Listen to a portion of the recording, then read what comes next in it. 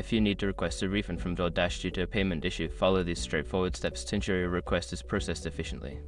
Step 1. Open the DoorDash app. Launch the DoorDash app on your smartphone or go to the DoorDash website on your computer. Make sure you are logged into your account. Step 2. Access your orders. Navigate to the Orders section in the app or website. This will show you a list of your recent orders, where you can find the specific order related to the payment issue. Step 3. Select the order. Find and select the order for which you are seeking a refund. Click on it to view the order details, including the payment information and any relevant issues. Step 4. Request a refund. Look for the option to report an issue or request a refund. Follow the prompts to explain the problem clearly, providing any necessary details about the payment that went through incorrectly. Step 5. Submit your request. After filling out the required information, submit your refund request. You should receive a confirmation that your request has been received, along with information on how long it may take to process.